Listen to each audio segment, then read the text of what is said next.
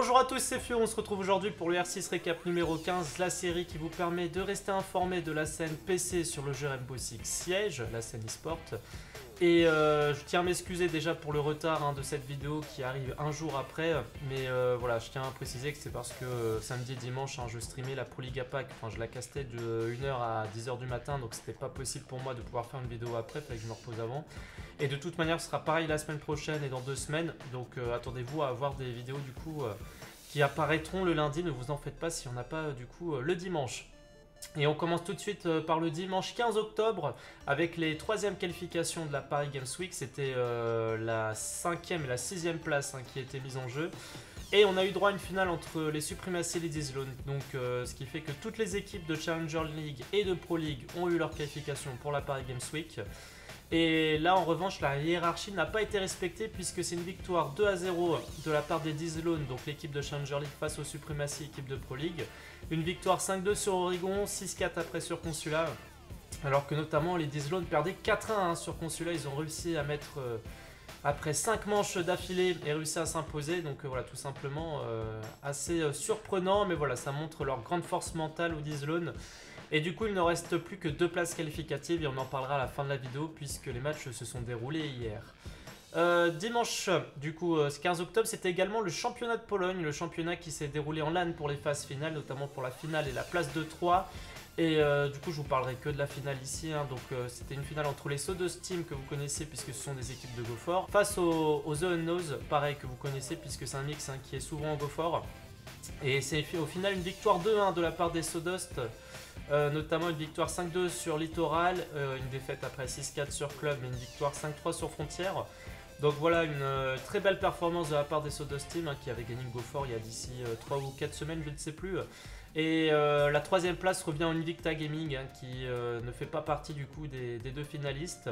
Et voilà, c'est une très belle compétition avec une très belle scène, franchement une très belle LAN et c'était très agréable à regarder. Dimanche c'était également les GoFor comme d'habitude, la GoFor numéro 87. On a eu droit cette fois à une finale peu commune entre les IGP Chimera, l'équipe italienne, qu'on voit très peu à ce niveau-là, face par contre au S1 eSport, eux l'équipe allemande, on en parle déjà souvent. Et c'est une victoire des Allemands, après avoir fini 2e notamment de la finale mensuelle de la semaine dernière, on en avait parlé. Donc voilà, c'est vraiment une équipe performante qui titille un peu des équipes de CL. Et donc victoire pour eux 5-0 sur Consulat, après une défaite 5-2 sur Chalet, pour finir sur une victoire 6-5 sur Club. Donc cette finale de GoFor s'est jouée sur la dernière map et sur le dernier round. Donc pour laisser le suspense jusqu'au bout. On passe maintenant au lundi, et lundi 16 octobre, on a une information importante pour la Pro League européenne et pour les équipes françaises, c'est Safis tout simplement qui ne fait plus partie des ARS. Donc c'est une annonce surprenante à quelques semaines de la Paris Games Week, mais voilà, la Team ARS a décidé de se séparer de Safis. Ces maîtres lui reprochent notamment ce manque de temps en fait consacré au jeu, c'est-à-dire aux entraînements, etc. Puisque Safis est quand même beaucoup occupé par son travail. Donc voilà la raison, et donc les ARS sont en quête d'un 5e joueur. Lundi, c'est également la Challenger League, comme vous aurez ce soir. Donc ici, on avait les matchs, les finales de Loser Bracket, c'est-à-dire tout simplement la dernière chance pour se qualifier pour les playoffs de Challenger League pour les demi-finales. Donc les matchs du groupe B et A, et on commence par le match entre les Soon face au Room Factory. Et c'est une victoire finalement de l'équipe russe, 2-1. Victoire sur Consulat 5-2, victoire sur Oregon 5-3, malgré une défaite sur la 2e map qui est Chalet 5-1. Donc c'est une belle victoire des Russes, et quoi qu'il arrive sur leur match de ce soir face au Vitality, ils auront fait aussi bien et ils peuvent même faire mieux que la saison précédente. Donc voilà, on voit que les Room Factory sont encore au niveau, ils font partie du coup du top 12 européen pour le moment. Et pour le 2e match, on a eu droit à un match entre du coup les N-Gaming et les D-Zone, et encore un match de fou où les D-Zone, on a vu le jour d'avant, qui arrivent à remonter à 4-1 face aux Supremacy. Là ça va être exactement la même chose. Sur Oregon ils perdent 4-1 et ils arrivent à s'imposer 6-4. Et match complètement fou parce qu'après 7 balles de match, et j'ai bien dit 7 balles de match pour les D-Zone, ils finissent par s'imposer. Et Caster en est même devenu fou. Extrait tout de suite. Oui, c'est fait, l'on fait. Donc voilà, match totalement ahurissant. Ils ont perdu 6-5 sur Frontière, ils ont réussi à gagner Café 5-3. Et du coup, les D-Zone vont jouer contre les Overtime eSports en demi-finale. On espère de tout cœur que ce soit pour eux une finale au bout. Et enfin lundi soir, comme d'habitude, la Pro League nord-américaine, journée 6, les matchs extrêmement importants cette semaine puisque c'est les matchs de qualification pour Sao Paulo. Chaque finaliste part à Sao Paulo, première demi-finale ici entre les Continuum et les Most Wanted. Et là la question c'était est-ce que les Most Wanted arriveraient à faire chuter les Continuum après avoir été le bourreau des Elevate? Eh bien, ils ont bien débuté sur la première map alors qu'ils perdent 4-1 sur Littoral, ils arrivent à gagner 6-4 au final. Mais malheureusement, ça ne suffira pas pour les Most Wanted qui s'inclinent après 5-3 sur Oregon, 5-0 sur Frontière. Donc voilà, les Continuum ont fait le job même s'ils n'ont pas été sereins. Ils se retrouveront à Sao Paulo après plusieurs saisons sans pouvoir intégrer ces phases finales.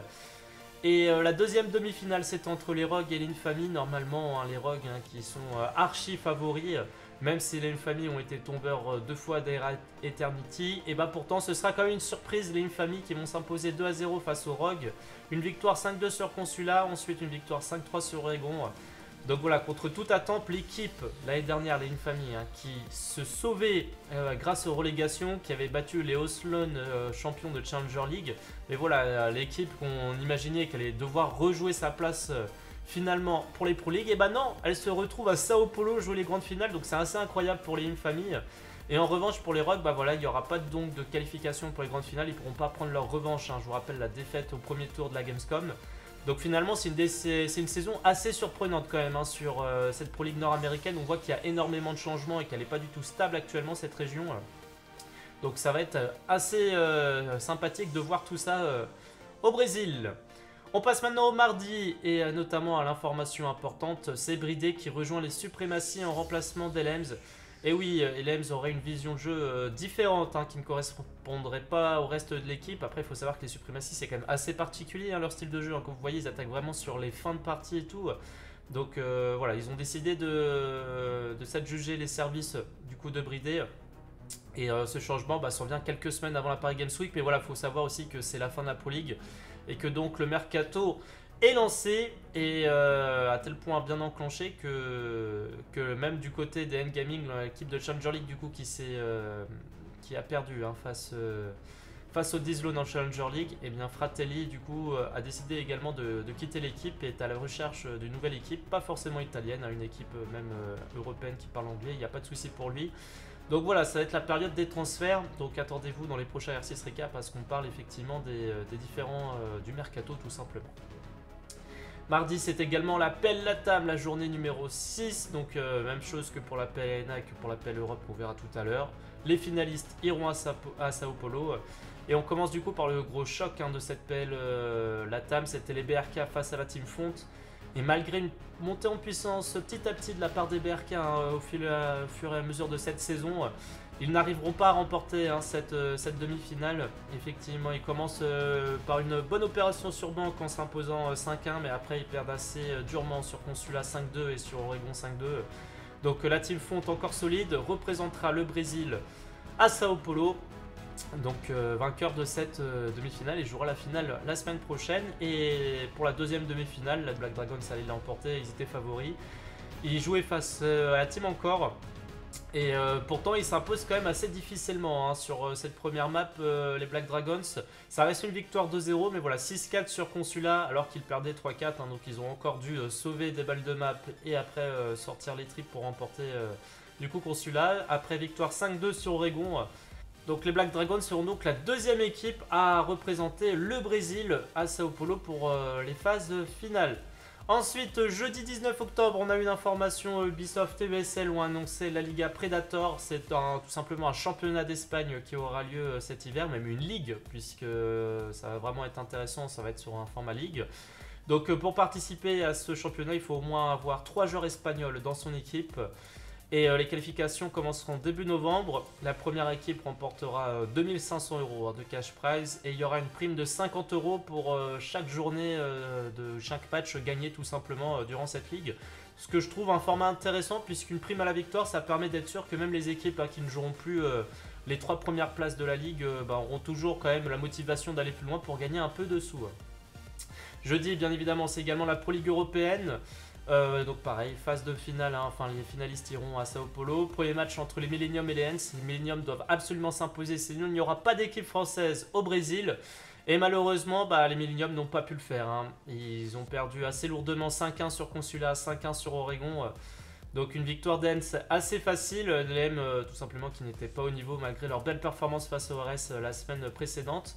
Et du coup concernant les Finlandais, on les retrouvera une nouvelle fois en LAN à Sao Paulo en espérant que cette fois-ci il y ait de la réussite. Et puis surtout ils seront également en finale jeudi qui arrive.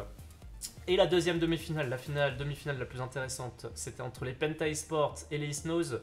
Malheureusement, pas de surprise, hein, les Penta qui s'imposent 2-0, victoire 5-3 sur Club, victoire 5-3 sur Banque.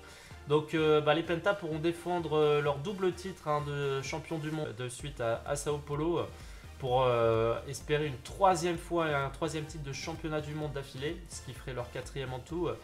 Et on verra tout ça. En tout cas, ils vont jouer leur finale face aux Hens jeudi. À voir s'ils vont jouer à 100% ou si ils vont décider de garder un peu sous le pied pour les phases finales au Brésil. On passe maintenant au vendredi 20 octobre avec notamment la CSS, vous savez, la compétition, hein, qui se déroule sur le continent nord-américain, que vous avez voulu que je vous fasse un petit point rapide à chaque R6 récap.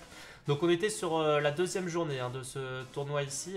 Les deux équipes de Pro League, hein, Flipside et Most Wanted, se sont de nouveau imposées, même si ça n'a pas été simple, hein, pour les Most Wanted qui ont tout de même dû laisser filer une map face aux Zoferia eSport.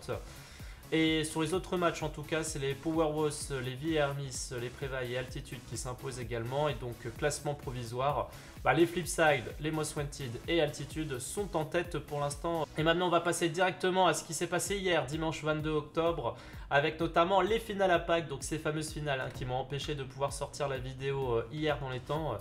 Et donc la finale à Pâques, pour ceux qui ne savent pas, hein, c'était les 8 meilleures équipes, hein, de la région, 2 équipes par sous-région qui se retrouvaient en LAN à Sydney. Les finalistes de cette LAN partiraient à Sao Paulo. Et du coup j'ai décidé de vous présenter les deux demi-finales et la finale, comme ça vous puissiez voir un peu les différents matchs qui se sont déroulés. Notamment la première demi-finale, c'était entre les Minfreak, l'équipe australienne, face aux Mentis, l'équipe de Corée du Sud. Et les Coréens ont fait une très très belle entame de match, hein, sur Graciel avec une victoire 5-0, ce qui a totalement détruit le moral des Australiens. Et ils ont réussi à s'imposer assez facilement après, hein, 5-1 sur Banque. Donc les Mentis, vraiment très solides, récupèrent leur ticket pour Sao Paulo, ils le méritent amplement. Et la deuxième demi-finale, on avait la deuxième équipe australienne, les Corvidae, face aux Hens, l'équipe du Japon. Et encore une fois, c'est une surprise, ce sont les Japonais qui ont réussi à ne faire qu'une bouchée des Australiens, qui ont aussi également craqué mentalement, hein, puisqu'il y a une victoire 5-2 sur Oregon et après une victoire 5-0 sur Consulat. Les Japonais iront donc au Brésil rejoindre les Coréens. Et donc on avait droit à une finale entre les Mentis et les Hens. Donc pas d'équipe australienne, hein, malgré les pronostics, hein, qui a été fait, comme quoi on pensait que c'était des équipes australiennes qui iraient à Sao Paulo, et non. Et pour cette finale, hein, du coup, entre les Mentis et les Hens, les Japonais sont restés encore une fois impériaux. Victoire 2-0, une victoire 5-3 sur Chalet et ensuite 5-1 sur Frontière. Et donc c'est bien les Hens qui sont champions de cette région à Pâques. Et franchement, vivement le Brésil, puisqu'on a droit à deux équipes qui ne lâchent absolument rien, qui vont vraiment au mental, qui sont prêts à prendre des victoires à l'arraché. Donc j'ai bien envie de voir ce que ça va donner face aux cadors mondiaux, même si je ne pense pas qu'ils soient en mesure de remporter cette Pro League, mais pourquoi pas de gagner peut-être un petit match suivant le seed qu'ils vont avoir, et ça peut surprendre leur style de jeu. Allez, dimanche hier, on a eu aussi une information, c'est Tunkali, l'ancien joueur des Planet Case Dynamics, qui raccroche R6, hein, tout simplement. Il arrête la compétition sur ce jeu. Et il faut comprendre aussi, hein, suite à une CL extrêmement décevante pour les Planet Case Dynamics, hein, 2 matchs, 2 défaites, donc élimination directe. Donc voilà, Tunkali du coup qui arrête Rainbow Six Siege. Hier, on a eu droit également aux qualifications 6 Cup, du coup c'était les deux dernières places qui se jouaient. Toutes les équipes de Pro League et de Challenger League étaient qualifiées. Et donc maintenant c'était les équipes du subtop français qui s'affrontaient tout simplement pour se qualifier. Et ce sont les Requiem et les Lucky 7 qui ont réussi à se qualifier pour cette 6 Cup. Cependant la finale, voilà, les Requiem ont décidé de ne pas montrer leur strat, ne pas montrer non plus leur map. Ils ont gardé les cartes entre leurs mains tout simplement. Donc ils ont déclaré forfait sur cette finale, mais ils l'ont quand même joué pour le fun. Fin de victoire quand même 2-0 finalement des Lucky 7. Victoire 5-1 sur Oregon, victoire 5-1 sur Club. Les quarts de finale du Six ont déjà été également annoncés, hein, c'est ce que vous avez au-dessus de moi à l'écran. Donc vous avez vu, on a des gros chocs, notamment le Vitality Supremacy dès le quart de finale qui va faire mal. Et le Ares d'Islone aussi qui peut être intéressant, hein, quand on voit le style de jeu des d'Islone actuellement et leur performance, ça peut être intéressant.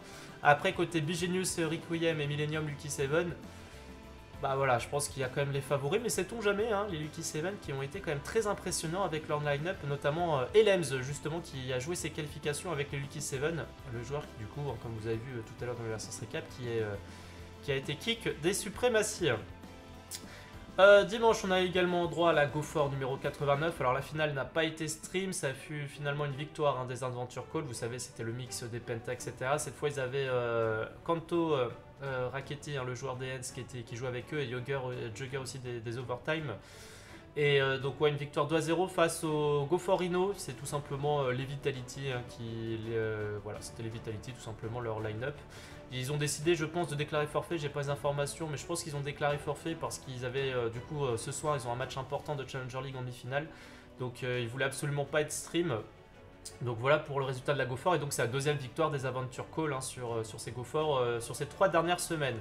Et enfin, pour finir ce R6 récap, la BR6 qui n'a pas eu lieu, du coup, le dimanche d'il y a 2 semaines, mais hier, c'était le cas. Et notamment avec un magnifique premier match ici entre les Pen Gaming et les Nox. Donc les deux équipes qui ne font pas partie du top 4 Latam et qui comptent donc sur cette BR6 pour se relancer. Donc on était sur la deuxième journée du groupe B. Ou alors là c'est des matchs de ligue au tout début et après ça va finir en playoff. Et donc finalement c'est une victoire 2-0 de la part des Pen Gaming, une victoire 5-3 sur Oregon, une victoire 6-4 après sur Consulat. Et il n'y a pas de secret, les deux équipes doivent absolument remporter leur prochain match s'ils souhaitent se qualifier pour les playoffs de cette BR6. Et le deuxième match entre les Black Dragons et les INSEE Sport, donc comme pour la Pro League Latam, les Black Dragons qui s'en sortent, qui sont favoris et qui finissent quand même par s'en sortir malgré une première map 6-4 alors qu'ils perdaient encore 2-4, donc une victoire 6-4 sur Oregon. Donc ouais, les Black Dragons qui ont du mal à démarrer la machine, mais après ça va tout seul puisque sûrement qu'ils ont réussi à gagner 5-1. Donc les Black Dragons sont en tête de leur groupe, mais voilà, ce n'est pas encore assuré d'une qualification, ça va dépendre aussi du résultat des Nox et des Pen Gaming. Voilà, c'est fini pour ce R6 récap, vous avez eu donc toutes les informations de la semaine. Moi je vous fais plein de bisous du coup et je vous dis à lundi prochain pour le R6 récap numéro 16 qui reprendra toutes les informations de la semaine en cours, c'est-à-dire notamment les finales de chaque Pro League de chaque région. Allez! Merci d'avoir regardé, merci pour tous les j'aime, merci, vous avez explosé le record de vues, on était à plus de 1600 vues la dernière fois que j'ai regardé pour le R6 récap numéro 14, donc un grand merci, vous êtes des amours. Allez, à la semaine prochaine, bye bye.